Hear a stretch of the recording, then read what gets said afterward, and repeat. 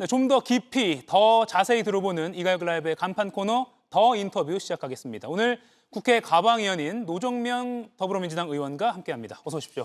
안녕하세요. 네, 안녕하십니까. 먼저 저희가 앞서도 네 분 패널과 토론을 하긴 했는데 김건희 특검에서 윤석열 전 대통령에 대해서 체포영장을 청구했고 네. 발부가 돼서 내일 오전 9시에 집행을 하러 직접 특검보 검사 수사관들이 간다고 합니다. 예. 만약 이마저도 거부한다면 지금 거부할 가능성도 굉장히 많아 보이거든요. 그럼 특검의 선택지, 특검은 어떻게 나서야 한다고 보십니까? 내일은 신병 확보를 하는 게 맞고요. 예.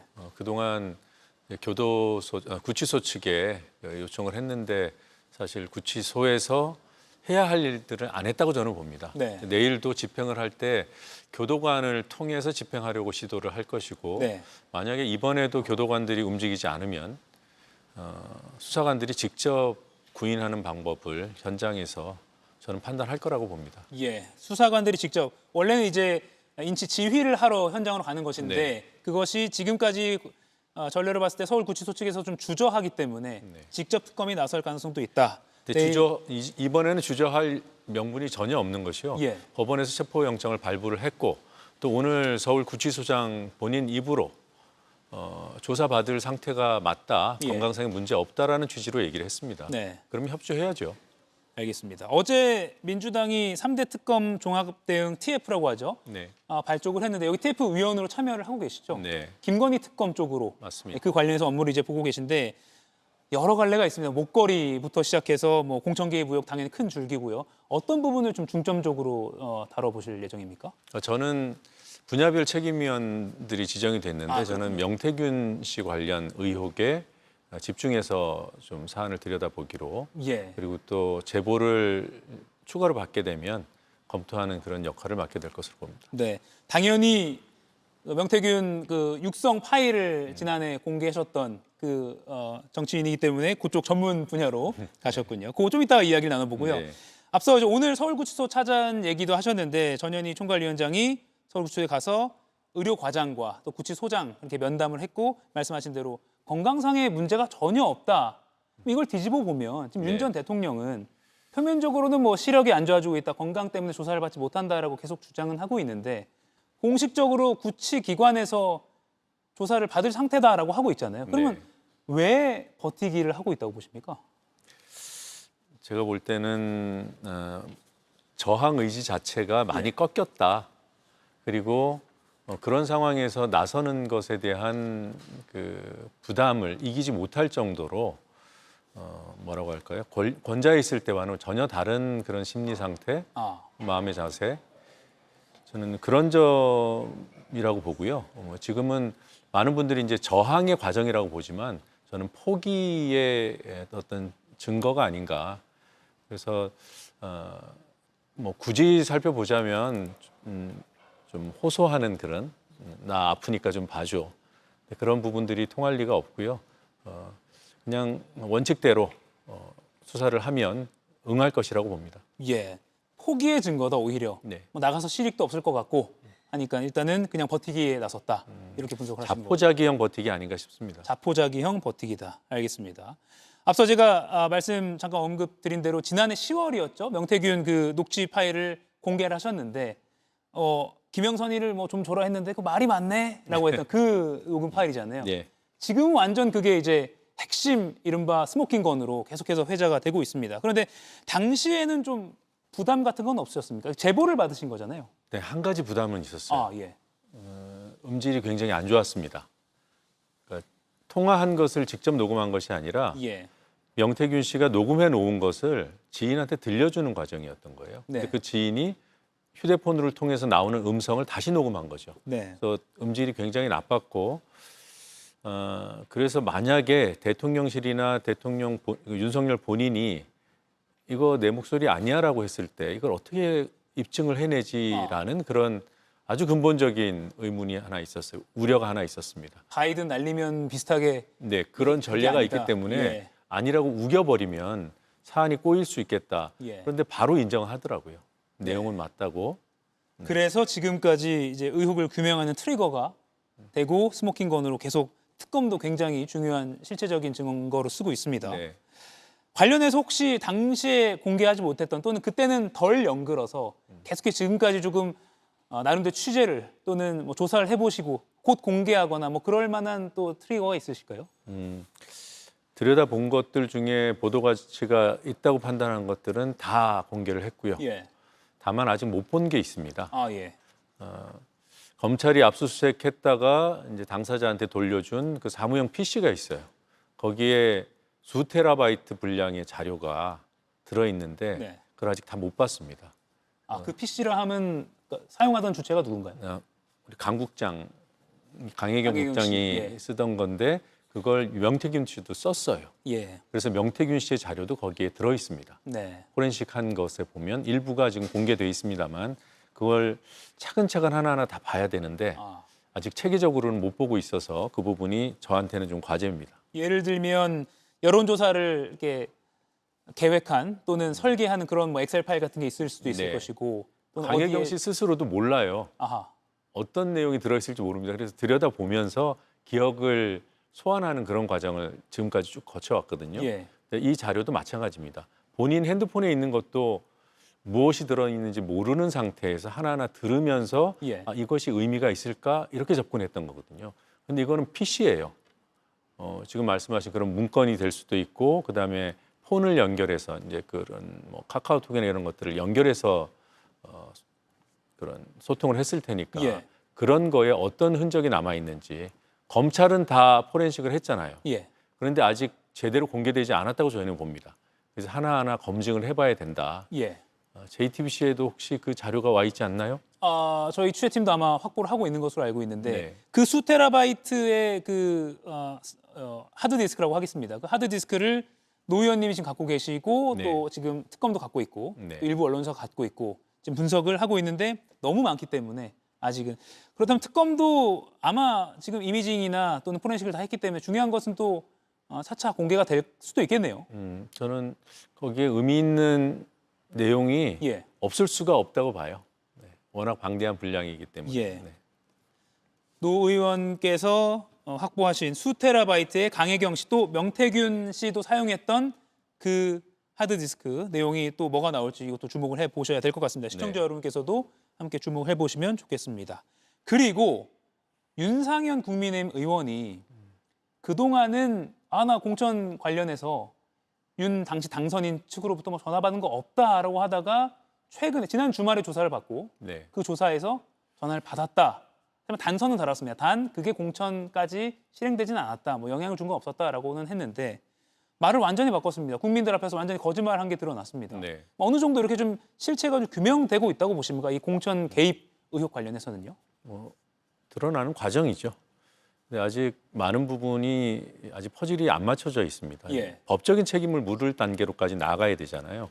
윤상현 의원이 그런 거 계산해서 지금 얘기하고 있을 텐데 이미 예. 입을 열었기 때문에 이미 이제 법적인 책임을 지는 쪽으로 들어왔다고 저는 보고 있고요. 저는 윤상현 의원뿐만 아니라 그 당시에 그 공관위원장이 2명 있었습니다. 그때 그 총선 쪽, 그러니까 김영선 의원이 된 예. 그 선거를 담당했던 공관위원장이 윤상현 의원이고 2022년이죠. 그때 이제 지방선거였잖아요. 지방선거 공관위원장은 정진석 전 대통령 비서실장입니다. 예. 근데 김진태 강원도지사 그 김진태 지사가 공천을 못 받았어요 처음에. 그랬다 뭐 단식도 하고 우여곡절 끝에 네. 이제 공천을 받게 됐죠. 그 과정에 명태균 씨가 개입됐다는 사실은 이미 드러나 있고. 근데 거기서 구체적으로 어떤 과정을 거쳐서 공천이 뒤집혔는지는 예. 아직 아직 규명이 안 돼 있습니다. 여기에도 김건희, 윤석열 부부가 개입했을 것이라고 저는 판단하고 있어요. 그렇군요. 그리고 명태균 씨가 그런 가교 역할을 했을 것이라고 보고 있고 이 부분에 대해서 정진석 그 당시 공관위원장은 책임이 없을까? 결국은 다 수사를 받고 규명되어야 된다 그렇게 예. 보고 있습니다. 당시 지방선거 2022년 강원도지사 쪽에도 아마 입김이 작용했을 것이다. 또는 수사가 필요할 정도의 어떤 의혹이 있다라고 보시는 거군요. 네. 이 부분은 김 도지사 쪽에도 저희가 좀 의견을 여쭙긴 해야 될 텐데. 네. 그러니까 김진태 도지사 그 당시에 후보가 네. 명태균 씨에게 뭐 빌다시피 했다는 겁니다. 그 얘기를 명태균 씨가 스스로 해요. 그 육성이 이미 공개돼 있습니다. 예. 그럼 명태균 씨가 거짓말을 했거나 아니면 부인을 한다면 김진태 지사가 거짓말을 하는 것이죠. 네. 그 부분도 수사가 이어질 수 있을지 이어져야 한다고 보시지만 네. 이번 김건희 특검에서도 아마 인지되는 사건에 대해서는 특검이 충분히 수사를 할 수 있기 때문에 이어질 수 있겠군요. 네, 이 과정을 그 당시 이준석 대표도 알고 있었을 거예요. 그래서 다 수사를 받아야 됩니다. 알겠습니다. 김건희 특검 관련한 내용도 많은데 이 부분도 좀 짚어보지 않을 수 없습니다. 이번 주 토요일이죠. 민주당 대표 선거 전당대회가 있습니다. 박찬대 후보를 공개적으로 지지를 하고 계시잖아요. 네. 판세는 지금까지 객관적으로 드러난 수치로 드러난 판세는 정청래 후보가 앞서고 있는데 이틀 뒤 판세 좀 어떻게 예상하십니까? 그거 어떻게 알 수 있겠어요? 분위기라는 게 있지 않습니까? 그럼 각 캠프에서 이제 판단하는 게 다르기 때문에 제가 어떤 특정 후보를 지지한다고 해서 그 입장에 서서 어떤 판세가 유리하다 뭐 이렇게 얘기하기는 어렵고요. 예. 뭐 이미 흐름이 있는 것을 판단하는 거기 때문에 제게 그런 어려운 질문 안 해주셨으면 좋겠고요. 네, 저희도 이걸 어떻게 노 의원님이 답하시까 궁금하긴 했는데 표면적으로 아예 어려운 질문이다라고 말씀을 하셨군요. 각 후보 캠프에서는 예. 다 승리한다고 판단하고 있을 겁니다. 네. 모르긴 해도요. 네. 알겠습니다. 그런가 하면 박찬대 후보가 당시 이제 우리 한남동 관저 앞에서 스크럼을 짜고 윤 전 대통령 체포를 막아섰던 그 국민의힘 의원 45명에 대한 제명을 하겠다라고 일종의 선언을 하셨습니다. 그리고 결의안도 제출을 하셨고요. 30일이었죠. 그런데 이게 실제로 실행이 되려면 사실은 3분의 2 이상, 그러니까 200명 이상의 동의가 필요한 거잖아요. 네. 현실적으로 가능합니까? 또는 뭐 많이 언론에서 나오듯이 선거용 선명성 중에 하나다. 좀 어떻게 보십니까? 매우 어렵죠. 예. 어려운 건 분명합니다. 그리고 어려워야 되는 절차가 바로 국회의원 제명이에요. 예. 선거를 통해서 선출된 공직자이기 때문에 대통령도 마찬가지잖아요. 그런데 대한민국 국민은 현직 대통령을 2번이나 탄핵시켰습니다. 예. 국회의원의 문제가 분명히 확인이 되면 결국은 국민 여론에 따라서 국회는 제명 절차를 밟지 않을 수가 없다. 근데 그걸 방해할 수 있는 수단이 있어요. 더 어렵게 만드는 거죠. 지금 이미 그 국회의원 제명은 예. 대통령 탄핵보다 더 어렵습니다. 윤리특위라는 것을 거쳐야 되거든요. 예. 그러니까 윤리특별위원회가 그 제명안이든 징계안이든 만들어서 의결을 해줘야 예. 그 다음에 이제 본회의에 올라가는 거거든요. 지금 말씀하신 것은 본회의의 표결 그 의결 정족수이잖아요. 맞습니다. 제적의 3분의 2. 예. 근데 그거보다 제가 볼 때는 윤리특위 통과하는 게 더 어려워요. 6대 6이니까요. 이번에 이제 구성하기로 한 국민의힘과 민주당이 합의한 방식이 6명이기 때문에 예. 통과하기 어렵죠. 네. 객관적으로 봤을 때. 그래서 이 부분을 바로 잡는 것이 조금 더 현실적으로 바꿔내는 것이 1차적인 목표이고 예. 그 다음에 비로소 제적 3분의 1을 만족시킬 수 있을 것인가.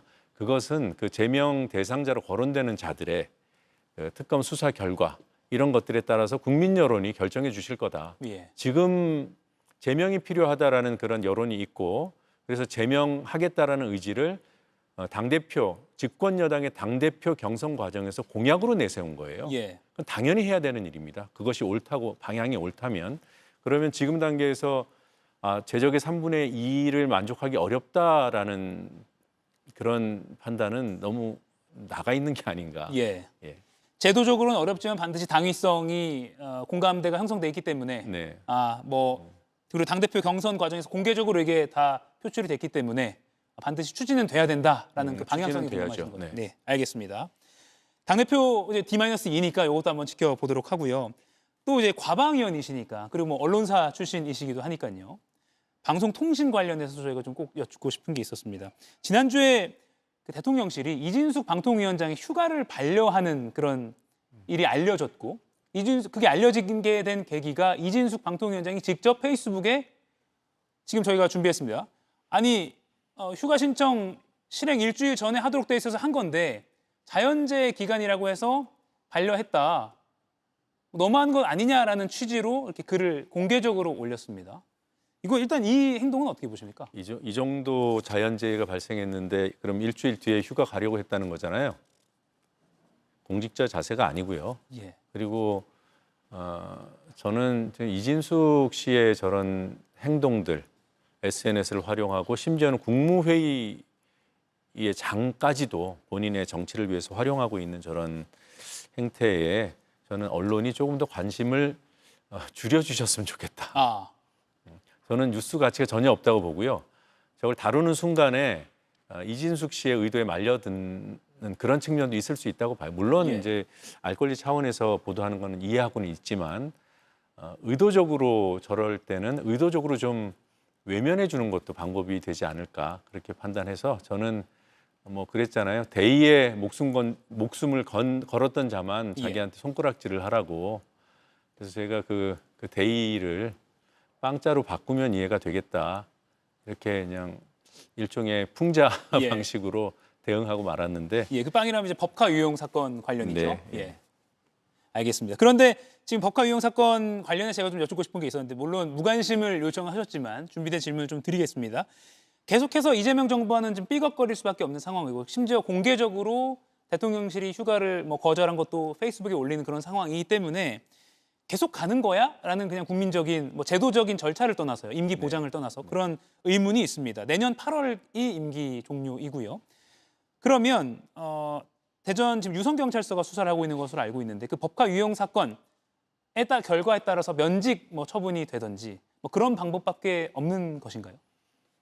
또 수사나 감사를 통해서 공직자를 어떤 임기가 있는 공직자가 바뀌는 그런 것은 기본적으로 보면 별로 좋은 사례는 아닌 것으로 저는 판단합니다. 예, 과거에 이제 그런 비슷한 사례들이 있어 왔고 그것이 공직자를 쫓아내는 일종의 어떤 도구처럼. 도구화되고 그렇게 오해할 수 있잖아요. 물론 죄를 지었으면은 벌을 받아야 되고 거기에 따라서 공직자의 자격이 없으면 물러나는 게 맞죠. 예, 그런데 지금 이진숙 씨에 대한 수사는 이미 1년 전에 드러난 사안에 대해서 지금 수사를 받고 있는 거기 때문에 공직에서 면하고 말고와는 무관합니다. 근데 그러면 저런 수사가 그래서 이제 제가 말씀드리고 싶은 거는 수사 결과에 이진숙 씨의 직을 연계할 필요도 없다. 예. 그건 이제 부적절할 뿐만 아니라 그럴 필요도 없다고 보는 것이 지금 오랫동안 방통위가 지금 구조가 맞는 것인가라는 그런 논의가 있어 왔습니다. 예, 문재인 정부 때부터 쭉 있어 왔어요. 근데 윤석열 정권 3년 동안 아무것도 하지 않았습니다. 근데 이번에 새 정부가 출범하면서 방통위라는 조직을 어떻게 개편할 것인가 논의를 하고 있고 제가 알기로는 이제 결론 단계에 이르렀어요. 이게 확정이 되고 그 방안이 실행이 되면 네. 자연스럽게 방통위는 개편이 되는 거기 때문에 기존의 위원이 있든 위원장이 있든 다 바뀌어야 되는 겁니다. 네. 제도로서 바뀌게 됩니다. 지금의 어떻게 보면 부작용이 많은 방통위 그 구조 자체를 운영 구조 자체를 바꾸는 게 더 급선무다. 네, 그게 본질이고 현명한 접근 방식이라고 봅니다. 예. 저희가 이 질문지를 준비하는 와중에 최민희 의원이 이진숙 위원장이 공직자 윤리법을 위반한 게 드러났다. 네. 사퇴해야 된다라고 주장한 내용이 보도가 나왔습니다. 구체적으로 좀 보면 MBC 자회사의 주식을 관해서 이제 직무 관련성이 있느냐 없느냐를 보통 이제 평가를 받잖아요. 근데 이 네. 심사 결과가 나오기 전에 MBC 제허 관련 업무를 봤다. 그러니까 이거는 이해 충돌일 수도 있고 그래서 이게 공직자윤리법에 위반된다. 결론이 났다라는 게 최민희 의원의 설명입니다. 네. 그럼 이것도 이진숙 위원장의 거취와도 연결이 될 수 있는 겁니까?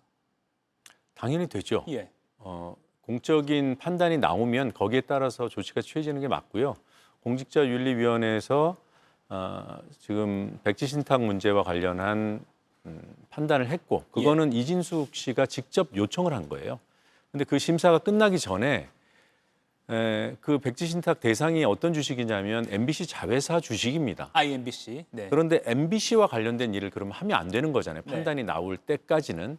근데 판단이 나오기 약 한 달 전에 이미 MBC와 관련된 의사결정을 하는데 참여를 했어요. 예. 그것 때문에 이제 공직 그 윤리를 어겼다라고 이제 보는 거죠. 예. 그걸 공직자윤리위원회라는 공기관에서 공식적으로 판단한 것이 맞다면 그에 합당한 조치가 따르는 게 맞죠. 예. 아직까지는 공직자윤리가 이진숙 위원장에 대해서 어떤 처분 내렸는지는 구체적으로 공개가 안 됐는데 이 부분은 아마 금년간에 조금 네. 밝혀지지 않을까?